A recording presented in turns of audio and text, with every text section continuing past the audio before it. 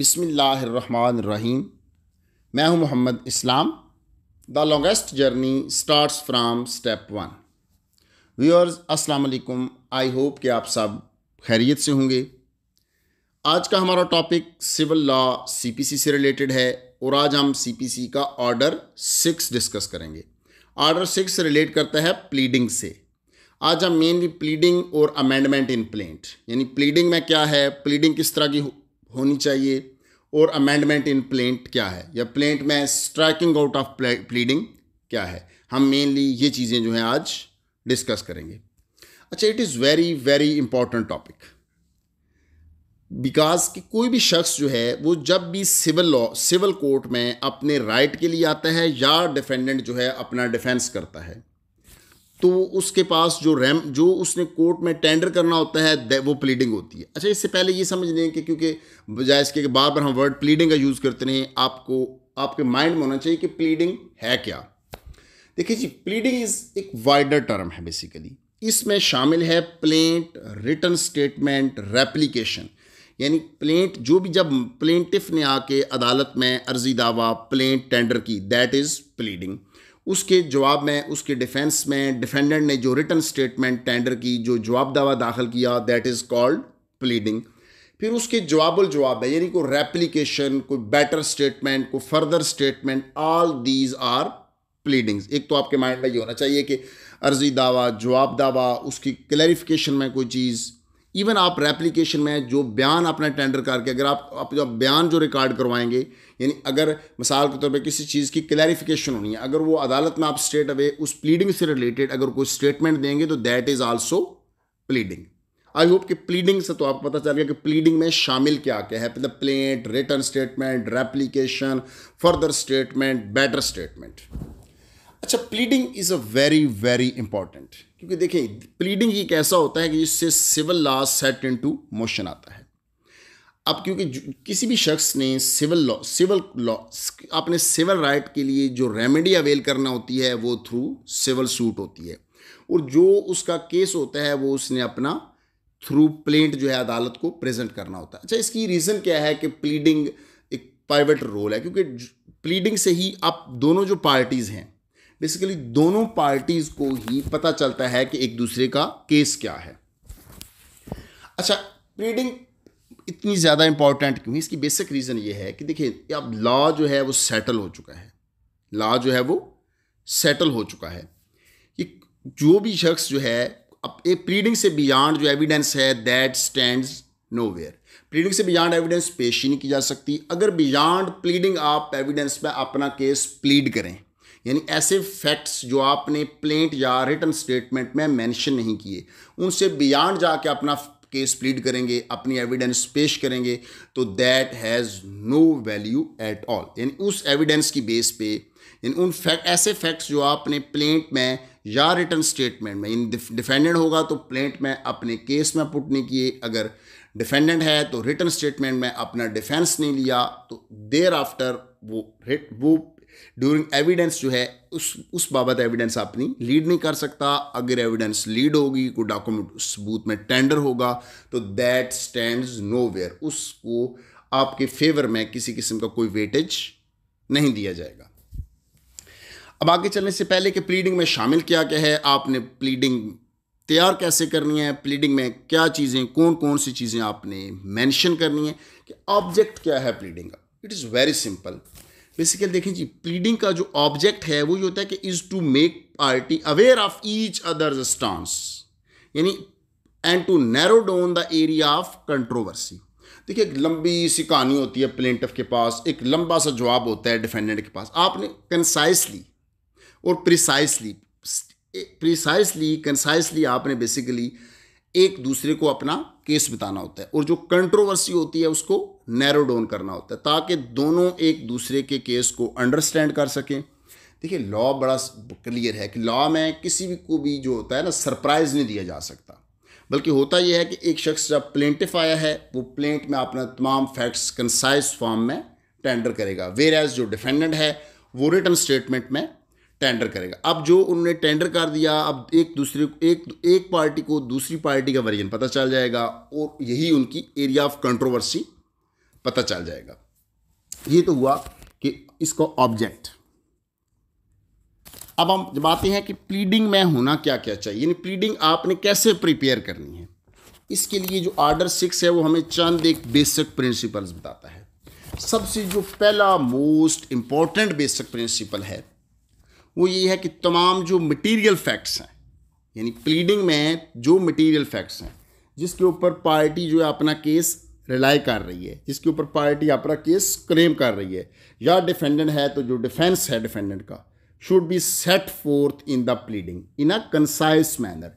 यानी basically pleading अगर आप कहें तो ये स्टेटमेंट ऑफ फैक्ट्स होती है, लेकिन कौन से फैक्ट्स? जो मटेरियल फैक्ट्स हैं। अब देखिए मटेरियल फैक्ट्स से मुराद ये होता है कि ऐसा फैक्ट हो जिसके ऊपर पार्टी ने अपना केस प्लीड करना हो। मिसाल के तौर पे अब अगर स्पेसिफिक परफॉर्मेंस का दावा, तो इसमें मटेरियल फैक्ट्स ये हैं, यानी कि ए बी के खिलाफ जो है, ए बी के अगेंस्ट जो है Tamil मुख्तस suit for specific performance दायर करना चाहता है। अब इसमें मटेरियल फैक्ट ये है कि ए ने कब जो है, किस वक्त, कहाँ पे, कब कहाँ किस वक्त जो है डिफेंडेंट के साथ किस प्रॉपर्टी की बाबत जो है अपना सौदा तय किया। अब these are the material facts. अब ये नहीं है कि वो ए की बी के साथ एक रिश्तेदारी थी, एक ताल्लुक था। These are not the material facts. यानी जो आपका फैक्ट इशू की बाबत फैक्ट्स होंगे that basically called material facts. एक बात तो क्लियर हो कि प्लीडिंग में होने चाहिए जस्ट मटेरियल फैक्ट्स, इधर प्लेंट हो या रिटर्न स्टेटमेंट हो। और दूसरी बात बड़ी ऑर्डर 6 में क्लैरिटी के साथ है कि लॉ नहीं प्लीडिंग में होगा, एविडेंस नहीं प्लीडिंग में होगी, बल्कि प्लीडिंग में होंगे फैक्ट्स, जो नेसेसरी फैक्ट्स हैं, जो मटेरियल फैक्ट्स हैं। अच्छा, फिर जो फैक्ट्स आपने लिखने कैसे हैं? लॉ ने ऑर्डर 6 में ये भी क्लैरिटी के साथ है कि पैराग्राफ्स, इसको फैक्ट्स को आपने पैराग्राफ्स में डिवाइड करना है। इनको कंसेक्टिवली 1 2 3 4 5 के हिसाब से नंबर्स लगाने हैं। फिर कुछ डेट्स हैं, डेट्स अगर आपने कोई डेट मेंशन करनी हो, कोई अमाउंट मेंशन करनी हो, तो जो नंबर्स हैं shall be expressed in figures. वैसे भी जो कोर्ट्स की लैंग्वेज है, lower high court Lahore rules and orders में ये बात बड़ी क्लैरिटी के साथ है कि जो आपने नंबर अमाउंट लिखनी होती है, मिसल 1000 2000, उसको आपने दोनों सूरत में लिखना है। इसकी रीज़न ये होती है कि देखें, अगर आप 1000 लिखते हैं तो 1000 बनता है। अगर आप हो, इट माइट बी कि आप उसको 1 लाख लिखना चाह रहे हूँ लेकिन वो 1000 लिखा जाए, या आप 1000 लिखना चाह रहे हूँ तो वो एक सिफर अगर एक्स्ट्रा हो जाएगा तो वो 10,000 बन जाएगा। इसलिए लॉ ये कहता है कि आपने फिगर्स यानी लिखना है 1000 10,000, यानी उसको फिगर्स में भी आपने लिखना है। यानी ये एक बड़ी क्लियर सी बात है कि आपने उसको, मतलब पैराग्राफ्स नंबर्स होंगे, पैराग्राफ की सूरत में फैक्ट्स लिखने, आपने डिवाइड करना है, फिर नंबर्स लगाने हैं, फिर कोई तारीख है, रकम है, तो उसको आपने फिगर्स में लिखना है। एक बात, ओनली सिर्फ फैक्ट्स नॉट द लॉ, यानी कि ये कोई बात ज़रूरी नहीं है कि आप जो है प्लीडिंग में कोई लॉ लिखें जी कि जो बात कर रहे हैं ये फलां लॉ से रिलेटेड है, बल्कि जो इसका बेसिक पर्पज़ है वो मटेरियल फैक्ट से रिलेटेड, ताकि आप जो फैक्ट असर्ट कर रहे हैं दूसरी पार्टी के नॉलेज में वो फैक्ट्स आ जाएं।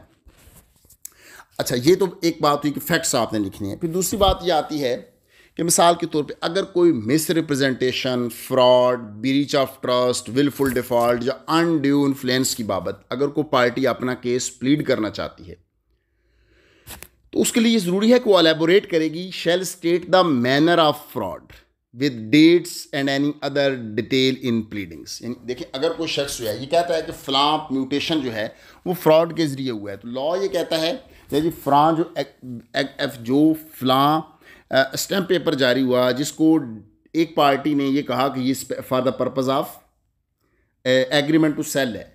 अब वो ये अलेज करना चाहता है कि वो इस पर्पज़ के लिए नहीं था, डिफेंडेंट अपने डिफेंस में, या प्लेंटिफ अगर फाइल करना चाहता है उस एग्रीमेंट को चैलेंज करने के लिए, तो वो बताएगा जी कि ये इसने इस मैनर से फ्रॉड किया कि इसने मुझसे ये स्टैम्प पेपर मुझे किसी और पर्पज़ के लिए लिखा। मतलब आपने उस जो मिस रिप्रेजेंटेशन हुई है, जो फ्रॉड हुआ है, उसको आपने एलेबोरेट करना है, उसकी डिटेल मेंशन करनी है प्लेंट में या रिटर्न स्टेटमेंट में, वॉट एवर द सिचुएशन। फिर ऑर्डर 6 में एक वर्ड यूज हुआ, कंडीशनल प्रेसिडेंट।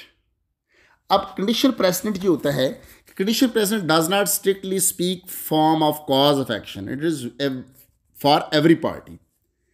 अच्छा देखिए, कंडीशनल प्रेसिडेंट से बेसिकली मुराद ये है, अच्छा देखिए कंडीशनल प्रेसिडेंट की टर्म यूज हुई है ऑर्डर 6 में। इससे बेसिकली वो ये कह रहा है जी कि अगर एक पार्टी जो है, मतलब एक बात प्रिजम्पशन है, एक प्रेसिडेंट है कि ऐसा ही है। मिसाल के तौर पे एग्जांपल ये कि अगर ए ने बी के अगेंस्ट सूट फाइल किया जी कि बी जो है वो अपना पार्ट परफॉर्म नहीं कर रहा, अब ए के लिए कंडीशन प्रेसिडेंट ये है कि ए भी ये मेंशन करता है कि ही इज़ रेडी। ये बात ज़रूरी नहीं है। हाँ, जिस वक्त डिफेंडेंट आएगा, डिफेंडेंट बिल फर्ज अगर आके ये प्ली लेता है कि in fact it is the fault on the part of A, तो फिर ए जो है वो रेप्लिकेशन में जा सकता है उसकी। अदरवाइज उनका जी कंडीशन प्रेसिडेंट के तौर पे ये है कि any condition president the performance और occurrence of which is intended to be contested shall be distinctly specified in his pleading by the plaintiff or the defendant। अच्छा, आगे इसी में जैसे हमने ऊपर पढ़ा कि फर्दर एंड बेटर स्टेटमेंट और पर्टिकुलर्स, एक तो होती है प्लेंट, फिर होती है रिटर्न स्टेटमेंट। लेकिन बाज़ औक़ात ये ऐसा होता है कि आपको उस प्लेंट या रिटर्न स्टेटमेंट की ऐसी सिचुएशन बन सकती है कि आपको उसका जवाब अदालत जो है वो आपको ये कह सकती, यानी अदालत ये ऐसी सूरत में होता है अगर प्लीडिंग्स वेग हैं, यानी प्लीडिंग्स क्लियर नहीं है, तो कोर्ट सुओ मोटो भी ऑर्डर कर सकती है कि जो सर्टन जो पर्टिकुलर फैक्ट है उसको एक्सप्लेन किया जाए, या एनी ऑफ द पार्टी यानी प्लेंटिफ या डिफेंडेंट वो भी कोर्ट में अप्लाई कर सकता है कि जी उसको बेटर स्टेटमेंट, प्लेंटिफ ये कह सकता है उसको बेटर स्टेटमेंट की परमिशन दी जाए, या अगर डिफेंडेंट ने जवाब दिया इट इज़ वेग तो प्लेंटिफ भी अप्लाई कर सकता है, विजा विज डिफेंडेंट भी अप्लाई कर सकता है। इसको फर्दर एंड बेटर स्टेटमेंट कहा जाता है, जवाब भी कहा जाता है, और इसके लिए इंग्लिश में वर्ड रेप्लिकेशन भी यूज़ होता है। यानी ये है basically further and better statement और रेप्लिकेशन। अच्छा, आगे है एक वर्ड यूज़ हुआ है डिपार्चर का, कि जी प्लीडिंग में किसी भी पार्टी को इस बात की परमिशन नहीं है कि वो डिपार्चर कर सके। अब डिपार्चर जैसे कि वर्ड से ही जाहिर है, यानी कि जो उसने प्रीवियसली प्लीडिंग में सेट किया, जो बात प्रीवियसली प्लीडिंग में मेंशन की, प्लेंटिफ है तो क्लेम्स हैं जो उसका ग्राउंड्स ऑफ क्लेम है, अगर डिफेंडेंट है तो जो डिफेंडेंट ने जो जवाब दिया उनका जी except by way of amendment के बगैर आप डिपार्ट नहीं कर सकते, डिपार्चर नहीं कर सकते, बियॉन्ड प्लीडिंग आप नहीं जा सकते। अच्छा, ऐसी सिचुएशन किस वक्त डेवलप होती है कि देखिए जिस वक्त आपने को बेटर स्टेटमेंट या रेप्लिकेशन का ऑर्डर कोर्ट ने दे दिया, यानी आपको कोर्ट ने अज खुद से या आपकी एप्लीकेशन पे बेटर स्टेटमेंट की रेप्लिकेशन की परमिशन मिल गई, लेकिन रेप्लिकेशन में जस्ट आप उस बात की वजाहत कर सकते हैं आपने जो पहले प्लेंट में या रिटर्न स्टेटमेंट में असर्ट किया हुआ है उससे बियॉन्ड किसी सूरत भी नहीं जा सकते। अगर आप उससे बियॉन्ड को न्यू फैक्ट ऐड करना चाहते हैं तो वो just by way of amendment, अगर आपको लॉ परमिट करेगा तो आप अमेंडमेंट के ज़रिए कर सकते हैं, अगर लॉ परमिट नहीं करेगा तो आप नहीं कर सकते। अच्छा, बाज़ औक़ात ऐसा होता है कि कोई कॉन्ट्रैक्ट की सिचुएशन बन, मिसाल के तौर पर अगर कॉन्ट्रैक्ट की बाबत एक पार्टी ने दावा दायर किया, अब पार्टी कॉन्ट्रैक्ट को डिनाई करती है but did not deny the validity, यानी पार्टी जो है वो कॉन्ट्रैक्ट को तो डिनाई कर रही है, लेकिन जो कॉन्ट्रैक्ट की यानी पार्टी जो है कॉन्ट्रैक्ट को डिनाई करती है, तो जस्ट वो कॉन्ट्रैक्ट जो है उस हद तक होगा अगर लेटर ऑन बेर जो उसका डिनाइल है only denial of factum of an contract not its validity, यानी अगर देर आफ्टर उसकी वैलिडिटी, उसकी लीगैलिटी साबित हो जाती है। यानी एक मसल ए ने एक सूट फाइल किया कि एक कॉन्ट्रैक्ट को उसने सिंपली डिनाई किया, उसने जो कॉन्ट्रैक्ट के कंटेंट्स थे उसकी लीगैलिटी को चैलेंज नहीं किया, और अब बी जो है अपना केस पुट करता है और ए जो है वो कॉन्ट्रैक्ट की एग्जीक्यूशन में नाकाम हो जाता है, तो देर आफ्टर वो जो उसकी वैलिडिटी है, जो उसकी लीगैलिटी है कंटेंट्स की, उसको डिनाई नहीं कर सकता, यानी उसके लिए वो बार्ड हो जाएगा। उसके लिए लेटर ऑन जो है, यानी अगर उसने डिनाई करना है एग्जीक्यूशन ऑफ कॉन्ट्रैक्ट किया, उसके साथ साथ उसको उसकी लीगैलिटी को भी, उसकी वैलिडिटी को भी at the same time he deny करना है। इसी तरह अगर आपको किसी डॉक्यूमेंट की बाबत को मैटर है, यानी किसी डॉक्यूमेंट को कहते हैं डॉक्यूमेंट की बाबत अगर है तो जो उसकी मटेरियल बात है उसको उसकी बाबत आपने एक्सप्लेन करना है। ये ज़रूरी नहीं है कि complete document as a whole उसका ईच एंड एवरी वर्ड जो है उसकी बाबत एक्सप्रेस किया जाए, बल्कि हाँ उसके जो प्रिसाइज वर्ड्स हैं, इन देखिए जैसे कि हमने स्टार्ट में पढ़ा कि जो प्लीडिंग है बेसिकली आपने जो मटेरियल फैक्ट्स हैं उनको कंसाइसली बयान करना है। इसी तरह अगर कोई डॉक्यूमेंट है जिसको प्लेंटिफ है तो प्लेंट में, डिफेंडेंट है तो रिटर्न स्टेटमेंट में, अगर ईच एनी ऑफ विजा विज कोई भी सूरत हाल है उसमें करना है, तो बेसिकली जो कंटेंट्स हैं डॉक्यूमेंट के, जो मटेरियल हैं वो या इट इज़ सफिशेंट कि अगर आपने डॉक्यूमेंट्स के जो मटेरियल फैक्ट्स हैं, जो डॉक्यूमेंट के मटेरियल कंटेंट्स हैं, उनको बयान कर देना। ये ज़रूरी नहीं है कि डॉक्यूमेंट्स का कि ए से लेके जी तक आप डॉक्यूमेंट्स को बाबत बयान करें, बल्कि जस्ट जो उसकी मटेरियल बात होगी उसको ही अलेज कर देना या उसको ही डिनाई कर देना, दैट इज़ सफिशेंट। अच्छा, अब ये बात आती है प्रिजम्पशन ऑफ लॉ, यानी ये कहते हैं कि अगर लॉ की प्रिजम्पशन एक पार्टी की फेवर में है तो अब उस पार्टी के लिए ये ज़रूरी नहीं है कि वो प्रिजम्पशन है उसको भी बयान करे। मिसाल के तौर पे अब जो निगोशिएबल इंस्ट्रूमेंट हैं, अब ये प्रिजम्पशन ऑफ लॉ ये है कि निगोशिएबल इंस्ट्रूमेंट मसलन चेक है, बिल ऑफ एक्सचेंज है, ये ऑलवेज जो है अगेंस्ट द कंसिडरेशन इशू किया जाता है। अब this is the presumption that is in favour of the person who is having the bill, who is having in hand, मतलब जिसके पास जो है बिल ऑफ एक्सचेंज है या चेकअप। प्रिजम्पशन लॉ की प्रिजम्पशन ये है कि इसको अगेंस्ट द कंसिडरेशन इशू किया गया है।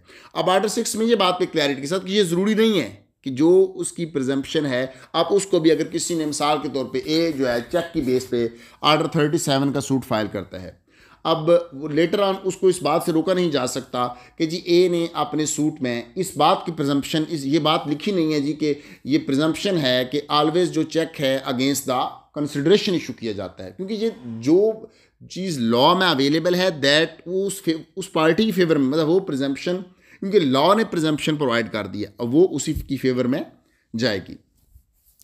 अब आगे ये तो सारे आपने प्लेंट तैयार कर ली, मटेरियल फैक्ट्स भी लिख लिए, वॉट है मतलब कंडीशन प्रेसिडेंट की बाबत भी लिख लिया, अगर कोई फ्रॉड की सूरत हाल थी, कोई डॉक्यूमेंट था, प्रिजम्पशन ऑफ लॉ भी थी, ये तो सारी बातें जनरली आ गई कि आपने प्लीडिंग, प्लेंट या रिटर्न स्टेटमेंट को कैसे आपने प्रिपेयर करना है।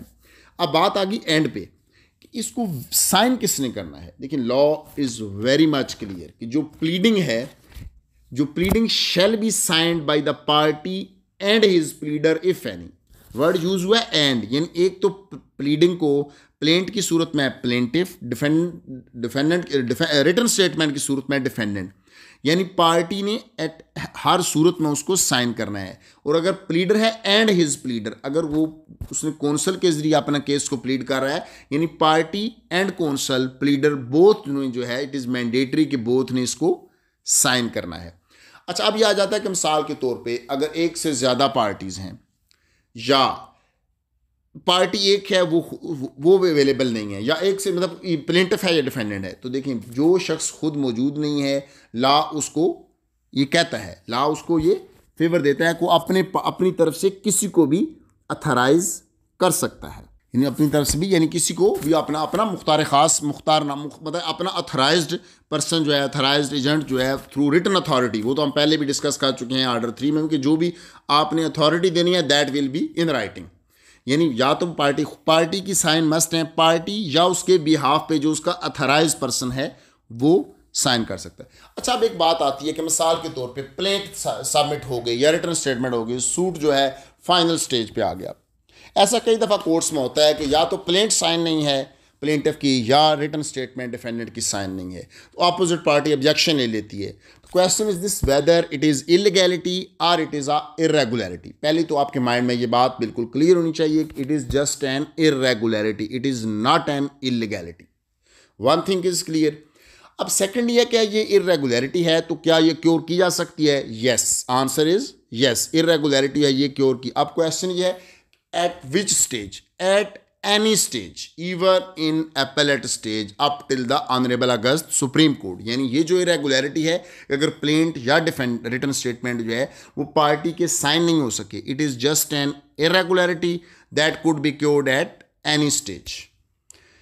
अच्छा, ये तो बात हुई सिग्नेचर्स की। आगे आता है वेरिफिकेशन ऑफ प्लीडिंग कि क्या प्लीडिंग्स जो हैं उनको मस्ट जो है every pleadings shall be verified on oath at foot note by the party or one of the party for to satisfaction of the court। एक से ज़्यादा प्लेंटिव्स हों तो उनके बिहाफ पे एक शख्स भी जो है वो वेरीफाई कर सकता है। वेरीफाई ऑन ओथ, आपने देखा होगा कि प्लेंट के एंड पे लिखा होता है कि जी फलां फलां फलां फलां को मैं बरहलफ इसकी तस्दीक करता हूँ। अच्छा, यहाँ पे जब हम बात करते हैं वेरिफिकेशन की ऑन ओथ की, तो वेरिफिकेशन भी दो तरह की, एक तो आपने पर्सनल नॉलेज पे वेरीफाई करना होता है कि जी मसलन जो आपने देखे मटीरियल फैक्ट्स लिखवाए हैं वो आपने वेरीफाई करने हैं ऑन हिज पर्सनल नॉलेज, अगर कोई ऐसी बातें हैं जो लॉ से रिलेटेड है तो आपने कहना जो इन्फॉर्मेशन आपको मिली है, यानी आपने प्लीडिंग की जो वेरिफिकेशन है कि जी पैरा नंबर 1 था 4 my personal knowledge I verify on oath, whereas para number 5 to 7 I verify on the information received. I think verification भी क्लियर हो गई। आई होप कि प्लीडिंग से रिलेटेड जो मेन बातें थी कि it must be material facts होने चाहिए, not the law, not the evidence, और फैक्ट्स इन कंसाइज मैनर, इसमें आप डिपॉर्ट नहीं कर सकते, यानी कि बियॉन्ड प्लीडिंग अगर कोई बेटर स्टेटमेंट की सूरत में है तो accept by way of amendment जो है, जो आपने प्रीवियस प्लीडिंग्स की हैं उनसे बियॉन्ड नहीं जा सकते। कंडीशन प्रेसिडेंट की सूरत में भी, यानी कि ये ज़रूरी नहीं है कि आप ये अलेज करेंगे जी कि मैं भी अपना पार्ट परफॉर्म करने के लिए था। और फ्रॉड की सूरत में भी क्या होगा, प्रिजम्पशन ऑफ लॉ में क्या होगा, प्लीडिंग्स साइन होनी चाहिए, वेरिफिकेशन ऑन ओथ होनी चाहिए। अब हम आते हैं अमेंडमेंट की तरफ। अमेंडमेंट की बाबत दो बेसिकली हैं, एक है आर्डर 6 रूल 16, एक है आर्डर 6 रूल 17। अच्छा, जो बात है आर्डर 6 रूल 16 की, रूल 16 दी करता है basically striking out the pleadings. Striking out का मतलब होता है कि कोई ऐसी किसी चीज़ को उठा के बाहर फेंक देना, किसी चीज़ को उठा के बाहर फेंक देना। अच्छा, ये ऐसा होता है कि अगर प्लीडिंग में कोई भी ऐसी चीज़ है जो या तो अननेसेसरी है या स्कैंडलस है, या कोर्ट ये समझती है कि मैं इससे किसी प्रेजुडिस हो सकता है, एम्बैरसमेंट हो सकती है, या फिर ट्रायल में डिले हो सकता है, इन 4-5 रीजंस में से कोई भी अननेसेसरी है, स्कैंडलस है, प्रेजुडिस कॉज हो सकता है, एम्बैरसमेंट हो सकती है, डिले इन फेयर ट्रायल हो सकता है, at any stage of the proceedings जो है कोर्ट जो है उसको स्ट्रक आउट कर सकती है। और amendment in any matter in any pleading, मतलब कोर्ट उसको स्ट्रक आउट कर सकती है और जो कंसर्न पार्टी है उसको ये डायरेक्शन दे सकती है कि जी सच एंड सच जो पोर्शन है इसको ओमिट करके फ्रेश आप अमेंडेड प्लेंट टेंडर करें, या कोर्ट अगर ये समझती है उसी को ही उसको रीड आउट नहीं किया जाएगा, उससे आगे वहां से प्रोसीड किए जा सकते हैं। अच्छा जी, अब बात आती है अमेंडमेंट इन प्लीडिंग। एक तो जब बात करते हैं हम अमेंडमेंट इन प्लीडिंग, यानी प्लेंट या रिटन स्टेटमेंट किसी भी वक्त eight any stage of the proceeding, court जो है किसी भी प्लेंटिफ या डिफेंडेंट को, प्लेंट की सूरत में प्लेंटिफ को, डिफेंडेंट की रिटन स्टेटमेंट की सूरत में डिफेंडेंट को कोर्ट जो है वो परमिशन दे सकती है, alter or amend his pleadings in such manner on such terms as may be just। ये तो एक बात हो गई। आगे आता है कि वो अमेंडमेंट फॉर व्हाट पर्पस होंगी। अच्छा, पहली बात स्टेज की हम बात कर लेते हैं। देखिए जी, जो अपील होती है ये तमाम कंटिन्यूटी ऑफ द सूट होती है। अमेंडमेंट जो है at any stage even up to the august Supreme Court भी अमेंडमेंट आर्डर 6 रूल 17 के तहत हो सकती है। One thing is clear. अब बात आती है कि किस सूरत में अमेंडमेंट होगी। अच्छा, एक बात तो यह है कि अगर उस अमेंडमेंट की बेसिकली पर्पज़ ये है कि अगर वो अमेंडमेंट ज़रूरी हो for determining the real questions in controversy between the parties, यानी अमेंडमेंट, अगर वो जो अमेंडमेंट कोई शख्स प्लेंटिफ या डिफेंडेंट जो प्रपोज कर रहा है उसने बेसिकली कोर्ट को इस बाबत सेटिस्फाई करना है, ये जो अमेंडमेंट है ये एसेंशियल है, ज़रूरी है, और इसका पर्पज़ क्या है, determining the real questions in controversy. एक बात, अब फिर जो लॉ डेवलप हुआ कि हर तरह की अमेंडमेंट जो determining the real question of controversy है उसकी परमिशन दी जा सकती है अगर उससे nature and complexion of the suit change ना हो, यानी nature and the complexion of the plaint की सूरत में, nature and complexion of the suit, या रिटन स्टेटमेंट की सूरत में जो उसने अपना डिफेंस दिया है उसकी नेचर एंड कंप्लेक्शन अगर चेंज नहीं होगी तो अमेंडमेंट जो है at any stage of the proceedings court उसको परमिट कर सकती है। अच्छा, एंड पे आता है कि कोर्ट ने अमेंडमेंट की परमिशन दे दी तो फिर क्या होगा जी, क्या पार्टी के पास अनलिमिटेड टाइम होगा? Answer is no. यहाँ पे लॉ ने आर्डर 6 में क्लियर कर दिया कि वो पार्टी जो है बाउंड है विद इन 14 डेज उस अमेंडमेंट के तहत अपनी जो उसको ऑर्डर मिला उसके तहत अमेंड करके अपनी प्लेंट या रिटन स्टेटमेंट टेंडर करे। अच्छा, अगर कोर्ट ने टाइम फिक्स नहीं किया तो फिर टाइम होगा 14 डेज।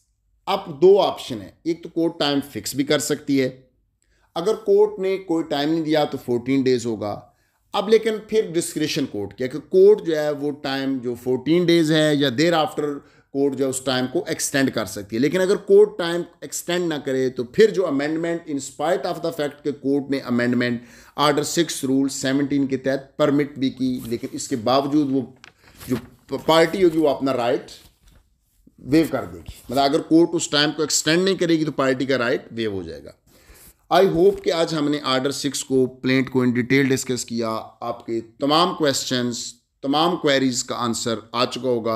अगर इसके बावजूद प्लीडिंग्स में या अमेंडमेंट की बाबत आपके माइंड में कोई क्वेश्चन हो, कोई क्वेरी हो, तो आप कमेंट बॉक्स में पूछ सकते हैं। अपना ख्याल रखिएगा। Thank you so much.